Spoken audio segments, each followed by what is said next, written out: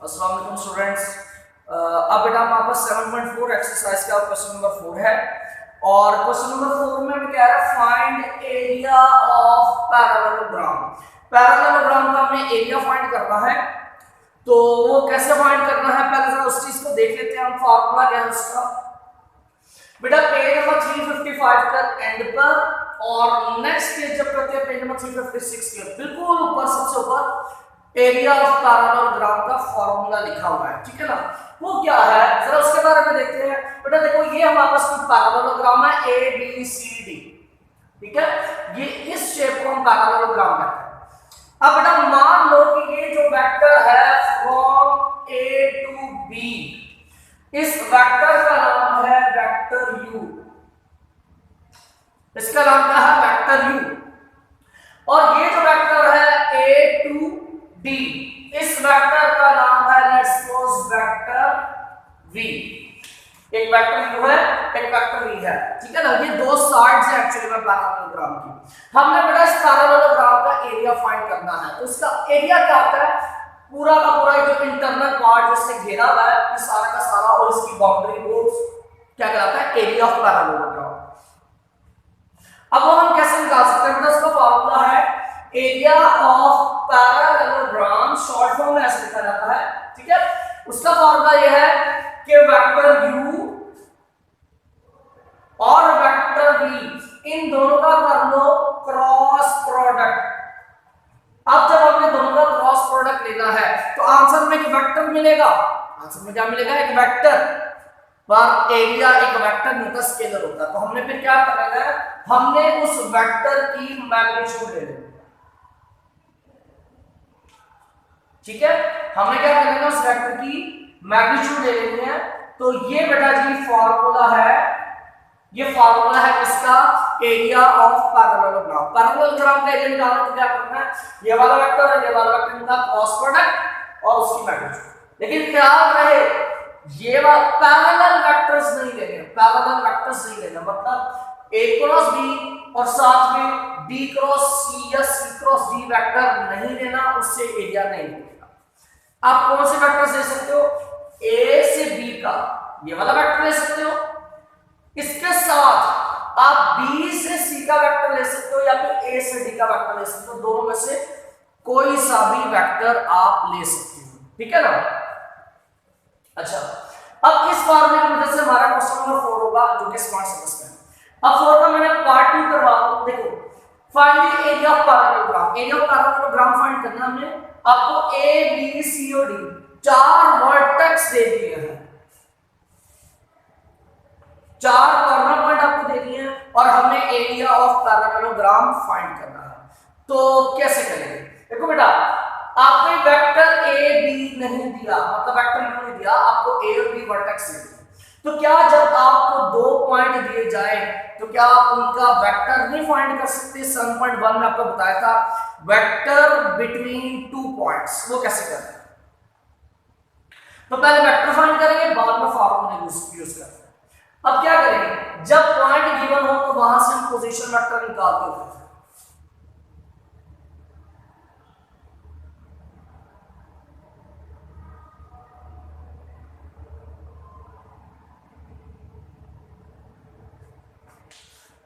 जब point A दिया हो तो इसका पोजीशन वेक्टर क्या होगा, ओ ए।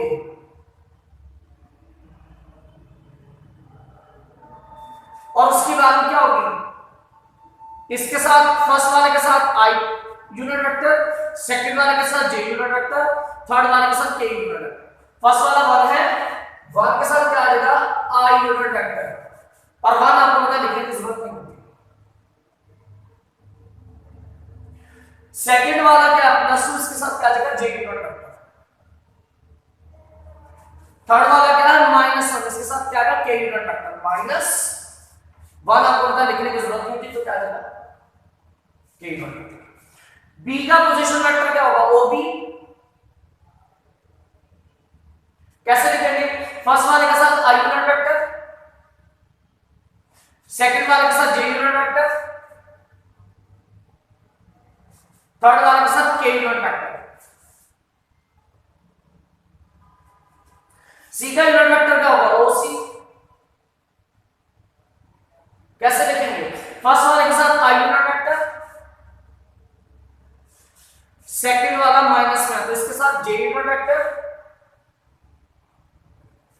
थर्ड वाले के साथ k unit vector. Vector point D का पोजीशन वेक्टर क्या होगा, ओडी।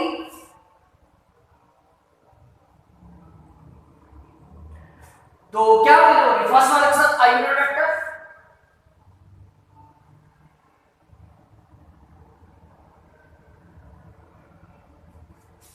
बेटा चार पॉइंट थे, हमने चारों का पोजीशन वेक्टर लिख लिया। अब हमने वेक्टर फाइंड करना है फ्रॉम ए टू बी, और इस वेक्टर का नाम क्या होगा, एक्चुअली वो वेक्टर यू होगा।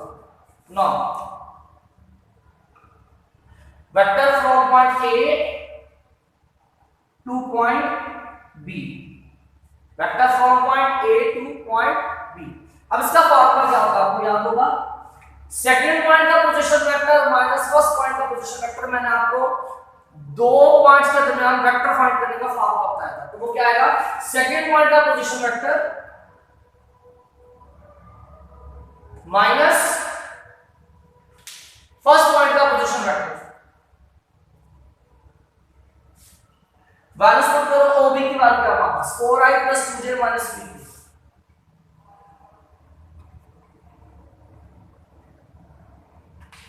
माइनस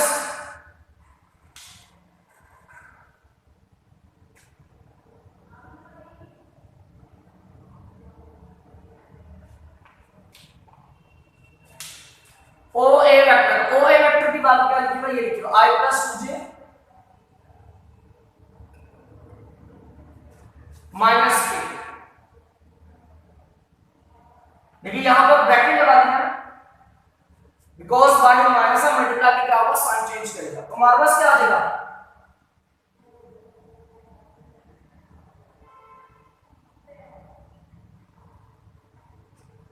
माइनस मल्टीप्लाई करेंगे तीनों के साथ तो साइन का हो जाएगा चेंज, तो हमारे पास क्या आ जाएगा, माइनस प्लस माइनस आई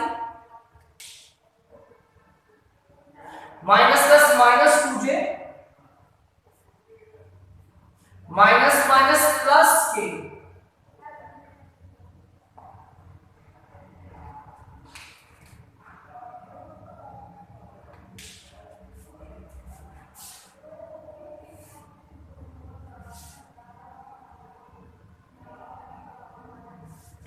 तो क्या आ जाएगा बेटा, आई कंपोनेंट को आई कंपोनेंट से सॉल्व करो, इसको इससे सॉल्व करो, तो प्लस माइनस माइनस 4i में से 1 निकल गया तो 3i,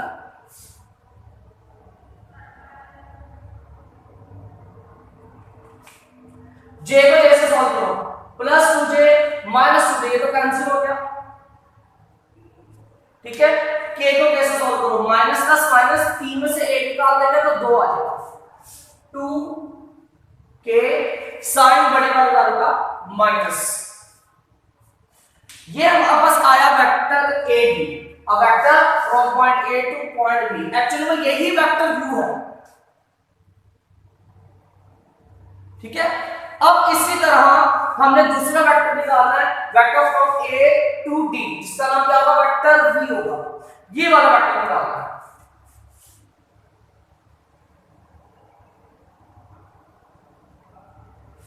तो वही प्रोसीजर पैटर्न, सेकंड पॉइंट का position vector minus first point का position vector,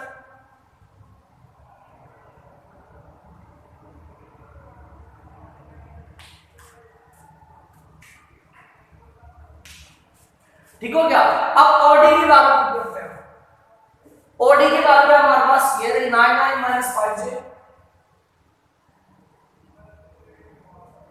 plus 9i - 5j लिख दिया, आ गया प्लस 0 के, 0 के अंदर एक्चुअली 0 या लिखने की जरूरत नहीं है, माइनस OA वेक्टर की वैल्यू क्या है, ये है, देखिए ब्रैकेट में लिखेंगे बिकॉज़ बाय माइनस है, मल्टीप्लाई से हो जाएगा, I plus 2j minus k, ये हमारे पास कौन सा वेक्टर है, वेक्टर OB। अब क्या करेंगे हम, माइनस से मल्टीप्लाई करेंगे तो बाद इसका साइन क्या हो जाएगा, चेंज, ठीक है। वो मैं इसी स्टेप में कर रहा हूं बेटा, ब्रैकेट हटाओ और माइनस से मल्टीप्लाई करके साइन चेंज करो, क्या आ जाएगा, minus plus minus minus plus minus minus minus plus, ठीक हो गया। क्या बनेगा हमारे पास, आई कंपोनेंट आई से सॉल्व करो, 9i - i, 9 में से एक निकाल दो तो 8, 8i माइनस जे माइनस 2j, ये भी j है दोनों, माइनस माइनस प्लस, 5 में 2 जमा करें 7, 7j, साइन बड़ी वाली वैल्यू का माइनस, के वाली वैल्यू एक ही उसका आना।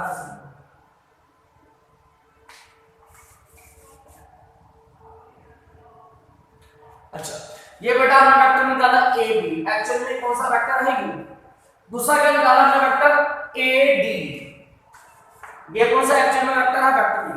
अब हमने यू भी हमने निकाल लिया, वी भी निकाल लिया, अब हमने एरिया ऑफ पैरेललोग्राम के मुताबिक क्या करना है, इनका क्रॉस प्रोडक्ट लेना है और फिर उसकी मैग्नीट्यूड लेनी है। तो सबसे पहले क्रॉस प्रोडक्ट लेते हैं।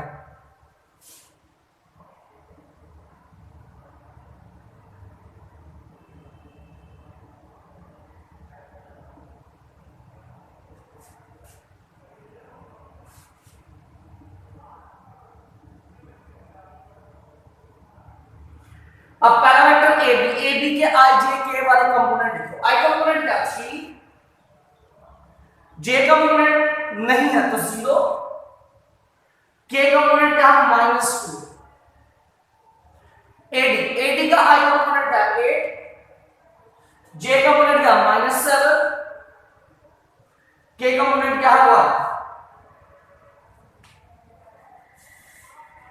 अब वही डिटरमिनेंट एक्सपैंड कर दो, रो 1 से करते हैं।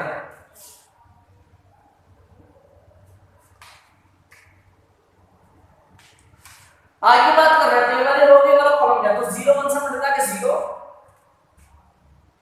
माइनस फॉर्म में का -7 -2 से मल्टीप्लाई के +14, वो प्लस इस माइनस से मल्टीप्लाई के -8। अगली वैल्यू आएगी जे की और सेकंड वैल्यू के साथ आपको पता माइनस आता है। तो अब हमने क्या करना है, जे वाली रो छोड़ दी, जे वाला कॉलम छोड़ दिया, तो अब मल्टीप्लाई कर दो। 3 1 से मल्टीप्लाई कर 3 माइनस 8 को -2 से मल्टीप्लाई करो, 8 को -2 से मल्टीप्लाई करेंगे तो -16, वो -16 इस माइनस से मल्टीप्लाई कर जाएगा +16।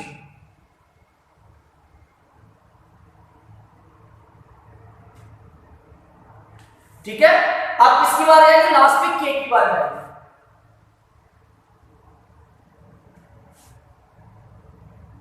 तो क्या करेंगे, के वाली रो छोड़ी, के वाला कॉलम छोड़ो, तो क्या आएगा 3 को -7 से मल्टीप्लाई किया -21,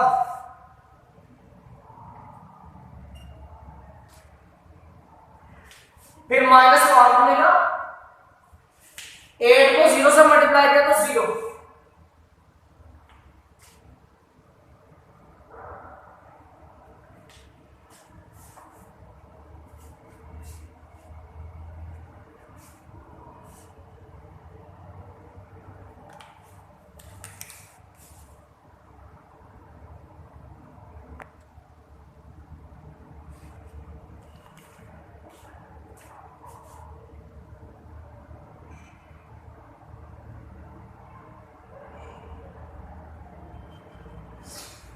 ये क्या आएगा -14 आई से मल्टीप्लाई कर -14i, 16 में 3 ऐड किया 19, 19 जैसा मल्टीप्लाई कर -19j,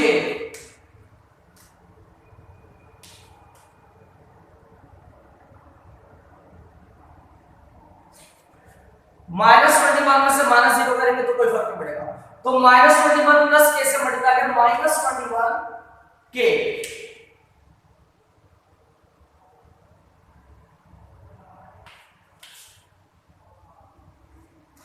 ये बेटा हमने निकाल लिया u cross v। A B actually में क्या था, u था, एडी क्या था, ये क्या था, v था। हमने u क्रॉस v निकाल लिया, इसका नाम रख दो इक्वेशन 3।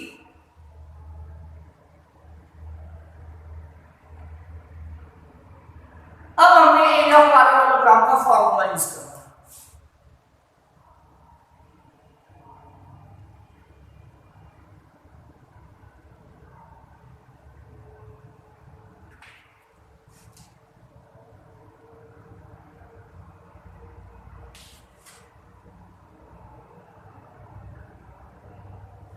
एरिया ऑफ पैरेललोग्राम किसके इक्वल होता है, u क्रॉस v की मैग्नीट्यूड, मतलब ad क्रॉस ad, इस पूरे की मैग्नीट्यूड।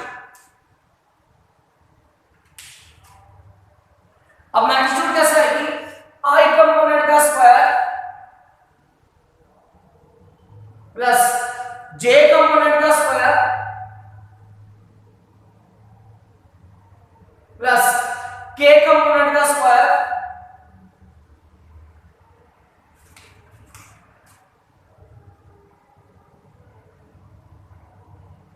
इस पूरी वैल्यू का स्क्वायर रूट। तो ये हमारे पास क्या आ जाएगा, जरा इसको देख लेते हैं।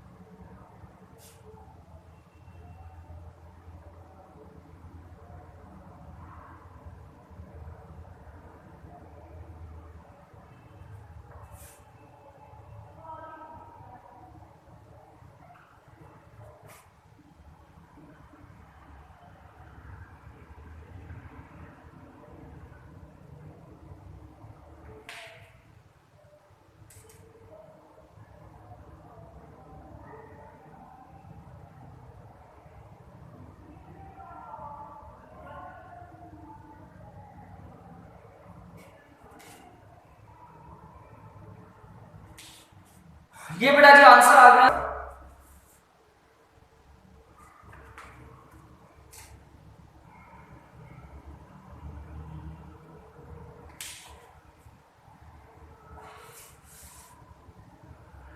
ठीक है बेटा।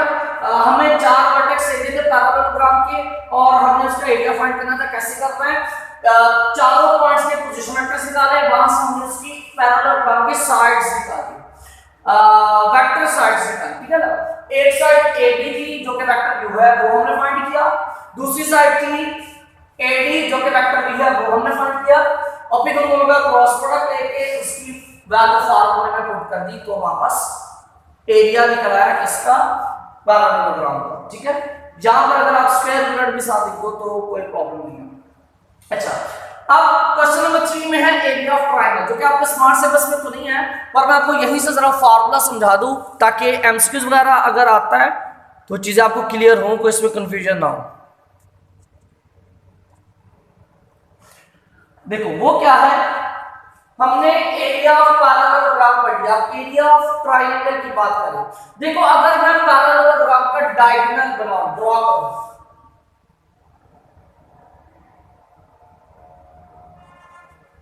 ये मैंने पैरेललोग्राम का डायगोनल ड्रॉ किया। अब यहां पर आपको क्लियर दिख रहा है कि पैरेललोग्राम का जब डायगोनल ड्रॉ किया तो यहां पर आपके पास 2 ट्रायंगल्स बन चुकी हैं। क्या बन चुकी है, 2 ट्रायंगल्स। और बेटा दोनों की दोनों ट्रायंगल सेम है, मतलब अगर इस ऊपर वाले ट्रायंगल को मैं यहां से फोल्ड करूं, इस नीचे वाले ट्रायंगल के ऊपर आकर मैं गिराऊं तो पूरी पूरी उसके ऊपर आएगी। बिकॉज पैरेललोग्राम की डेफिनेशन में लिखा होता है कि जो उसकी प्रॉपर्टीज में है कि जब हम डायगोनल ड्रॉ करते हैं तो 2 कॉन्जोरेंट ट्रायंगल्स बनती हैं, मतलब कि 2 सेम ट्रायंगल्स बनती हैं, ठीक है। तो अगर बेटा हमें ये ट्रायंगल का एरिया फाइंड करना हो, मतलब ये वाला,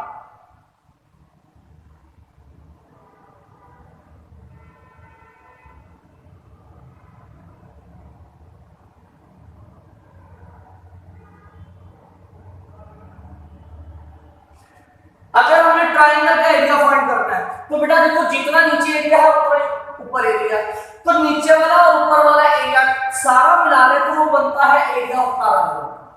और अगर हम उस पैरेललोग्राम के एरिया को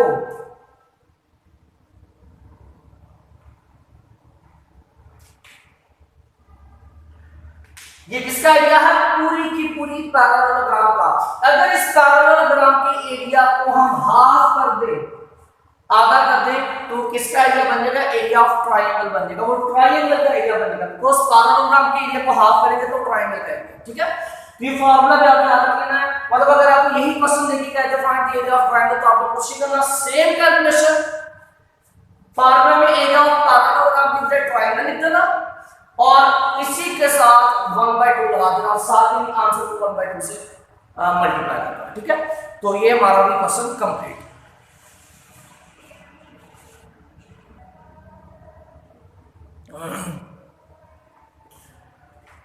अच्छा स्टूडेंट्स, आगे हमारे पास क्वेश्चन नंबर 5 है और क्वेश्चन नंबर 5 की स्टेटमेंट क्या है।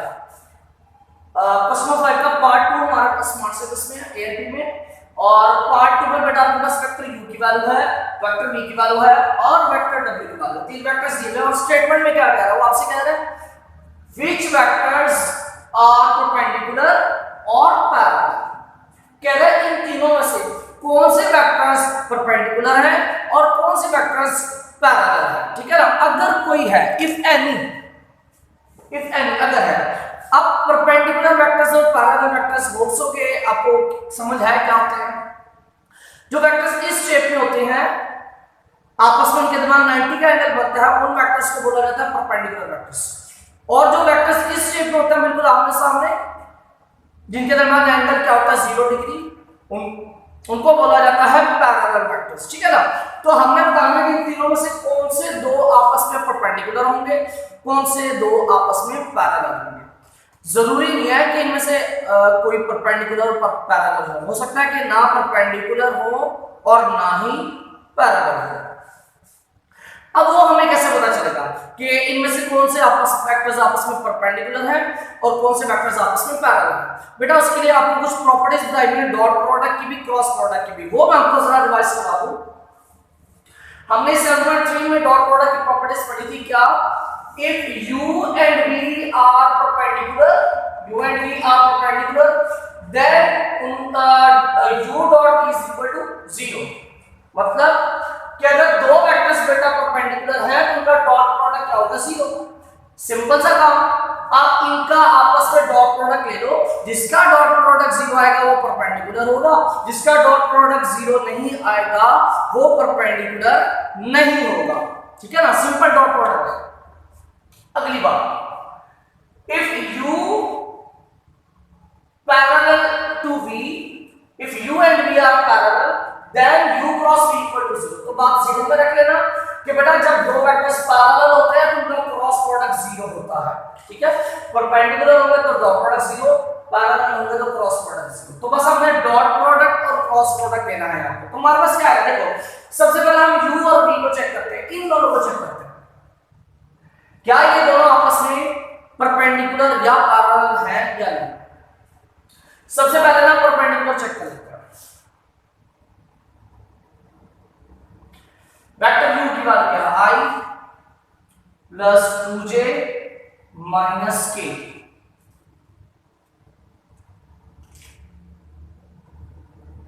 डॉट सामने वेक्टर v की वैल्यू क्या, minus i plus j minus k।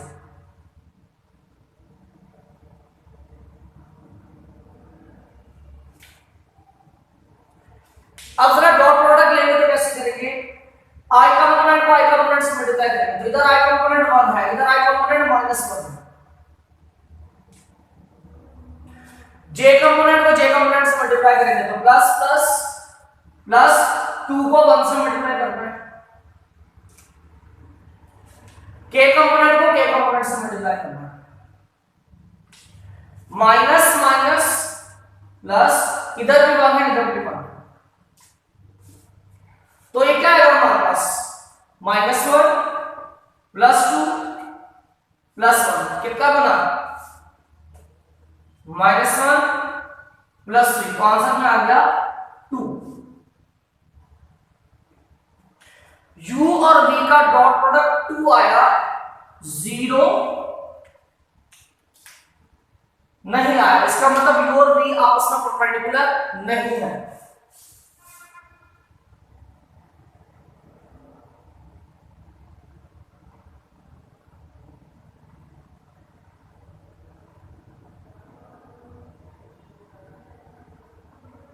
ठीक है, वेक्टर u और वेक्टर v आपस में परपेंडिकुलर नहीं है, ठीक है। अगर ये परपेंडिकुलर नहीं है तो हो सकता है पैरेलल हो, तो अब हम पैरेलल चेक कर लेते हैं।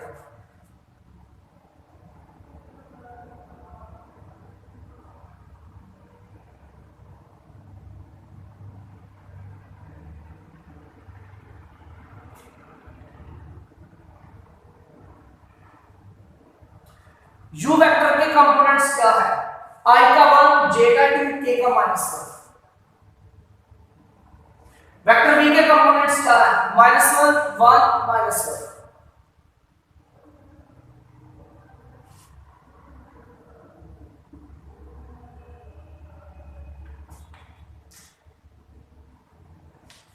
अब क्या आएगा, i वाली रो छोड़ दो, i वाला कॉलम, 2 -1 से मल्टीप्लाई कर -2, -1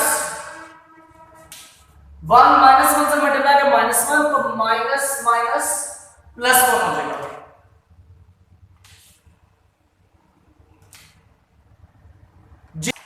आगे j की बात करेंगे तो बेटा माइनस आएगा, ठीक है, j, और फिर वैल्यूज आ जाएंगे हमारे पास, j वाली रो गई, j वाला कॉलम क्या आएगा, 1 -1 से मल्टीप्लाई कर -1, फिर माइनस कॉलम देगा, ठीक है, फिर -1 से मल्टीप्लाई कर +1, वो +1 इस माइनस से मल्टीप्लाई करके आ जाएगा -1, ठीक है। अब लास्ट बात करेंगे हम k की,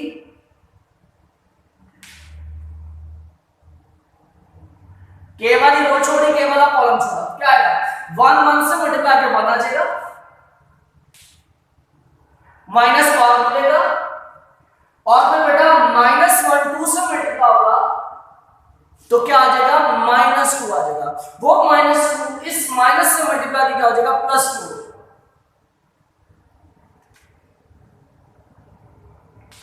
तो आगे आ जाएगा बेटा -2 + 1, -1 i से मल्टीप्लाई क्या हो जाएगा, -i,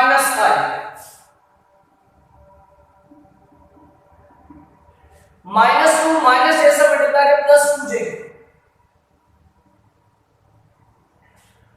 2 + 1 3, k से मल्टीप्लाई कर 3k। अब ये क्रॉस प्रोडक्ट का भी आंसर 0 नहीं आया, डॉट प्रोडक्ट का आंसर भी 0 नहीं आया, इसका मतलब u और v आपस में ना तो परपेंडिकुलर है और ना ही पैरेलल है।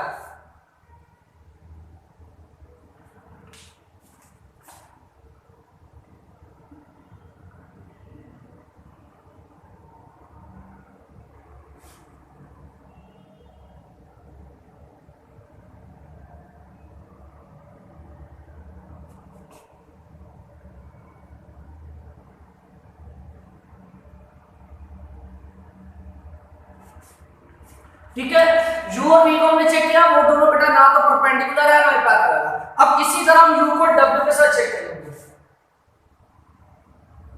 इसी तरह हम u और w को चेक करेंगे, क्या है परपेंडिकुलर है या पैरेलल है। तो हम उनका पहले वही काम डॉट प्रोडक्ट करते हैं, u dot w which is equal to u की बात कर दी हमने, आगे डॉट, फिर w w की जगह पर हमने उसकी वैल्यू रख दी।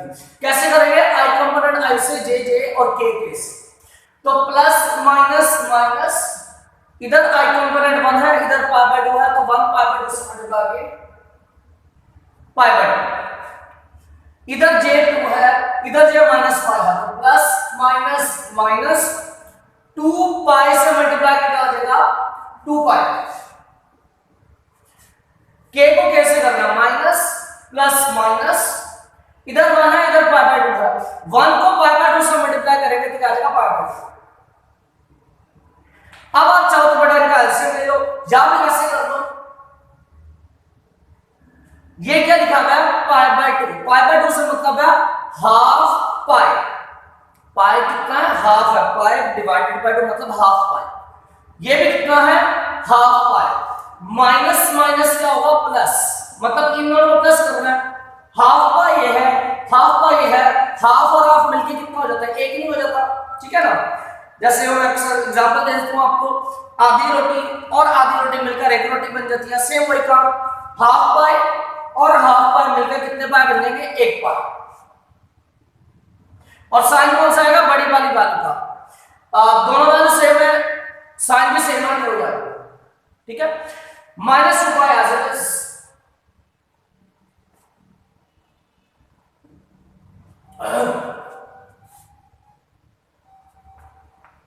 आप चाहो तो बेटा इनका एल्सियम ले लेना, तब भी यही बनेगा। अब ये क्या आ जाएगा, -3 पाई। अब ये तो जीरो नहीं होता,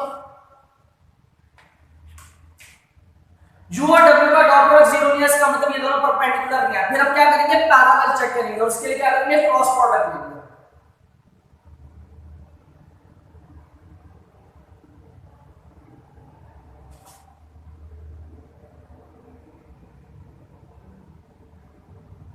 u के i j के कंपोनेंट्स क्या है, i component 1, j 2, k 1 -1। Vector w के कंपोनेंट्स -π/2 -π + π/2।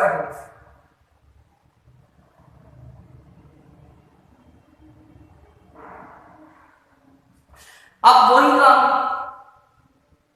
i से एक्सपैंड करते हैं r1 से, आई वाली रो गई, आई वाला कॉलम क्या अंदर आ जाए। देखो क्रॉस मल्टीप्लाई कर रहे हैं, जब 2 को π/2 से मल्टीप्लाई करना तो क्या आएगा, 2 × π/2, तो क्या आएगा, 2 2 से कटा, पाई बचा, ठीक है। 2 को π/2 से मल्टीप्लाई किया तो क्या है, पाई माइनस फार्मूले का -π -1 से मल्टीप्लाई किया प्लस पाई हो जाएगा। अब बात करते हैं जे की,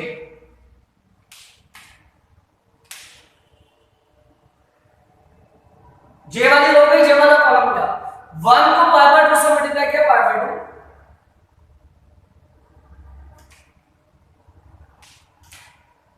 माइनस π/2 को -1 से मल्टीप्लाई करेंगे तो क्या आएगा, -10, तो क्या आ जाएगा, प्लस π/2। ये माइनस का फार्मूला क्या था। अब आ जाती है के की,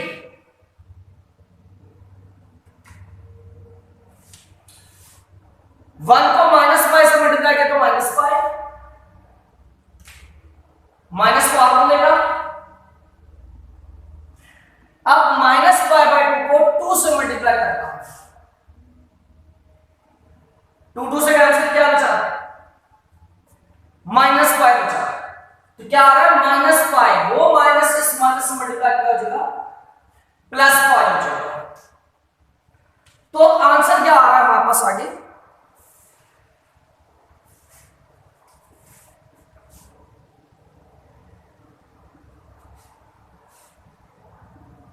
π - π 0i, π/2 -π/2 0j, -π + π 0k।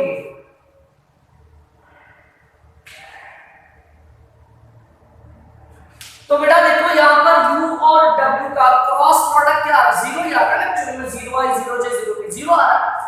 तो जब मैंने यहां प्रॉपर्टी का बताया थी, जब दो वेक्टर्स का क्रॉस प्रोडक्ट 0 तो वो वेक्टर्स क्या होते हैं, आपस में पैरेलल वेक्टर्स होता है। तो पता क्या चला, u और w आर पैरेलल।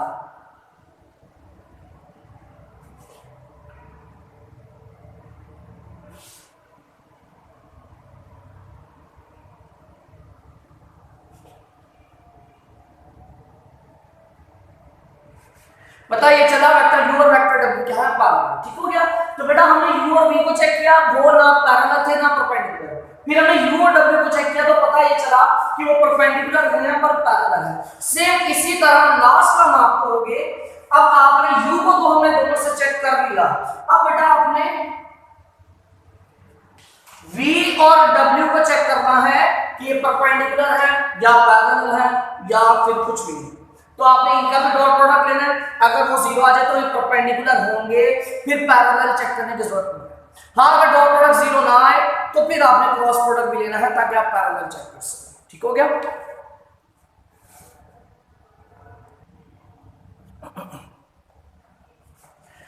अच्छा भी स्टूडेंट्स, अब क्वेश्चन नंबर 7 है हमारे पास, और क्वेश्चन नंबर 7 में क्या है, इफ a + b + c = 0, ये तीन वेक्टर्स हैं और तीनों का सम क्या है 0, देन प्रूव ए क्रॉस बी क्रॉस सी और सी क्रॉस ए, तीनों चीजें क्या होगी, इक्वल। ये बेटा जी आपको साबित करना है कि तीनों आपस में क्या है, इक्वल। और गिवन क्या है बेटा, ये जो इफ के बाद लिखा हुआ है सारा गिवन है, ठीक है। तो ये जो इफ के बाद लिखा हुआ है, इसको यहां से हमने क्वेश्चन स्टार्ट करना है और ये हमारा टारगेट हमने साबित करना है कि तीनों वैल्यूज आपस में क्या है, इक्वल। इसका नाम रख दिया क्वेश्चन 1, ठीक है। अब मैं आपको एक प्रॉपर्टी बता दूं जो मैंने डॉट प्रोडक्ट की और क्रॉस प्रोडक्ट की आपको पढ़ाई है। डॉट प्रोडक्ट में क्या होता है कि आप u डॉट v करो या फिर v डॉट u करो, आंसर सेम ही रहता है, फर्क नहीं पड़ता, ठीक है। लेकिन बेटा क्रॉस प्रोडक्ट में क्या करना होता है, अगर आपने u क्रॉस v के बजाय v क्रॉस u करना है तो बेटा वो दोनों भी सेम होंगे, इक्वल होंगे, पर साथ में नेगेटिव साइन लगाना है, बिकॉज u क्रॉस v एक वेक्टर है, u क्रॉस v एक वेक्टर है, v क्रॉस u ये भी एक वेक्टर है, बट इन दोनों की डायरेक्शन ऑपोजिट होती है, ठीक है ना। दैट्स व्हाई माइनस लगाना है। तो क्रॉस प्रोडक्ट की प्रॉपर्टी याद रखना कि अगर आप ऑर्डर चेंज करते हो तो साथ में नेगेटिव साइन लगाना है। मतलब अगर आप u क्रॉस v के बजाय v क्रॉस u लिखते हो, ऑर्डर चेंज करते हो तो साथ में नेगेटिव साइन लगा देते हैं। क्रॉस प्रोडक्ट में ऐसा करते हैं, डॉट प्रोडक्ट में ऐसा नहीं करते। अच्छा, अब यहां पर मैं क्या करता हूं बेटा, इस गिवन को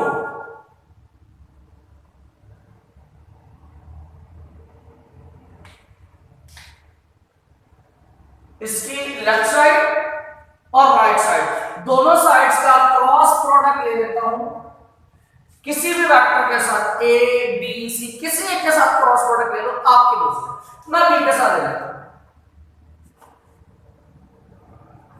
तो क्या आएगा, पहले b का क्रॉस प्रोडक्ट a के साथ, फिर b का क्रॉस प्रोडक्ट b के साथ, फिर b का क्रॉस प्रोडक्ट c के साथ। हमारे पास क्या बनेगा, b cross a plus b cross b plus b cross c, 0 multiply कभी 0 ही आएगा, यहां 0 काटना है, ठीक है। अच्छा, अब एक और प्रॉपर्टी थी जो मैंने आपको लास्ट लेक्चर में क्रॉस प्रोडक्ट की पढ़ाई है। क्रॉस प्रोडक्ट की बेटा प्रॉपर्टी होती है कि अगर हम सेम वेक्टर्स का क्रॉस प्रोडक्ट ले रहे हैं, अगर हम सेम वेक्टर्स का क्रॉस प्रोडक्ट ले रहे हैं तो उसका आंसर क्या आ जाएगा, 0 आ जाएगा। तो बेटा ये b क्रॉस b का आंसर क्या आएगा फिर, 0।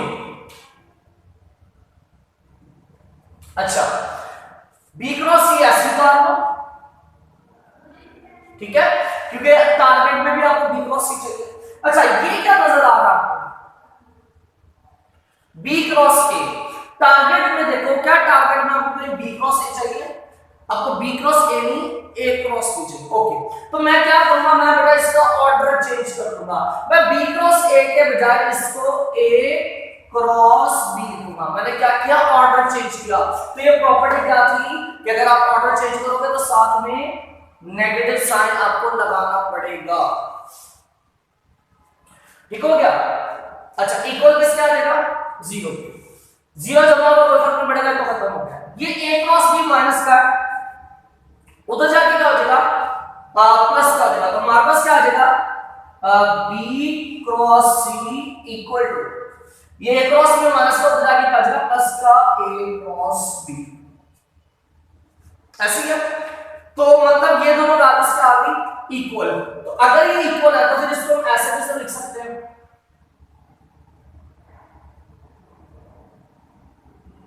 मतलब इक्वल उधर लिखने के बाद है किया, इसका नाम रख देते हैं हम इक्वेशन 2।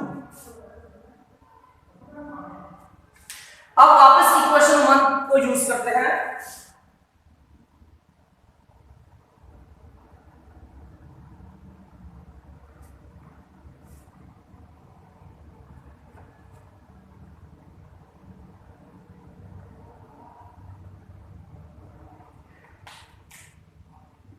अब इस इक्वेशन 1 की अगेन हम लेफ्ट साइड और राइट साइड का क्रॉस प्रोडक्ट ले लेते हैं, किसी एक वेक्टर के साथ a b c किसी के साथ ही कर दो। बी के साथ तो पहले कर लिया ऑलरेडी, अब ऐसे करते हैं ए या सी के साथ क्रॉस प्रोडक्ट कर लेते हैं इसका, सी के साथ कर लेंगे। तो ये हमारे पास क्या आएगा, सी का क्रॉस प्रोडक्ट ए के साथ भी, बी के साथ भी, सी के साथ भी, तो हमारे पास क्या आ जाएगा, C cross A plus C cross B plus C cross C equal किसके आएगा, जीरो मल्टीप्लाई होगा तो जीरो आ जाएगा, ये आपने जीरो रखा, ठीक है। अच्छा अब जरा अगेन हम यहां पर जब सेम वेक्टर्स की क्रॉस प्रोडक्ट वाली प्रॉपर्टी लगाएंगे, इसका आंसर क्या बनेगा, जीरो। तो आगे हमारे पास क्या आ जाएगा,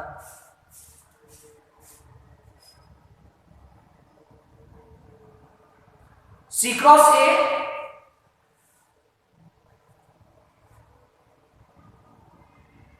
ये सी क्रॉस बी है, अगर मैं इसका ऑर्डर चेंज करूं, सी क्रॉस बी लिखने के बजाय इसको बी क्रॉस सी लिखूं,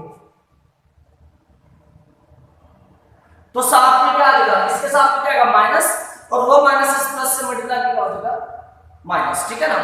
ये देखो बेटा ये क्या लिखा हुआ है,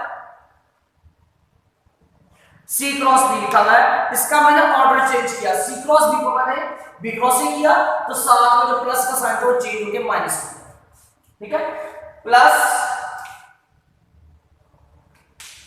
सी क्रॉस सी क्या हो जाएगा, जीरो, ठीक है।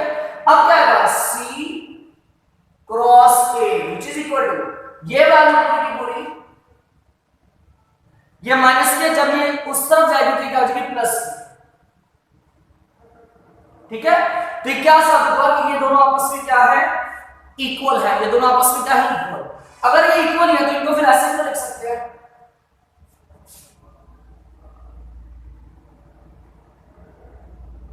इक्वल ही लिखना ना, तो चाहे लेफ्ट साइड में लिखो या राइट साइड में लिखो, एक ही बात है। तो ये आ गई क्वेश्चन 3। अब इक्वेशन 2 और इक्वेशन 3 दोनों के रिजल्ट्स को कंबाइन करो,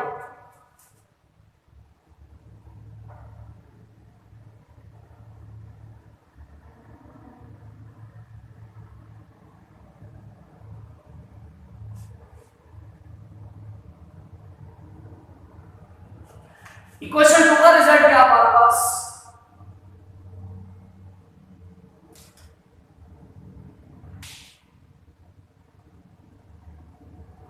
ये इक्वेशन 2 का रिजल्ट है। इक्वेशन 3 का रिजल्ट क्या हमारे पास, देखो इसमें मैं हाथ रख रहा हूं, इक्वेशन 3 का रिजल्ट क्या है, बी क्रॉस सी किसके इक्वल आ रहा है, सी क्रॉस सी के, तो मैं फिर यहां पर B cross C equal to C cross A लिख सकता हूं। तो ये कौन सा रिजल्ट हो गया, ये बेटा हो गया इक्वेशन 3 वाला रिजल्ट हो गया, और ये कौन सा हो गया, ये इक्वेशन 2 वाला रिजल्ट हो गया। जब हम दोनों को कंबाइन करेंगे तो ये क्या बना, ये बना जी ए क्रॉस बी बराबर है बी क्रॉस सी बराबर है सी क्रॉस सी। तो ये तीनों चीजें इक्वल हो गई, और हमने यही साबित करना था कि ये तीनों आपस में क्या है, इक्वल, ठीक है, एज प्रूव।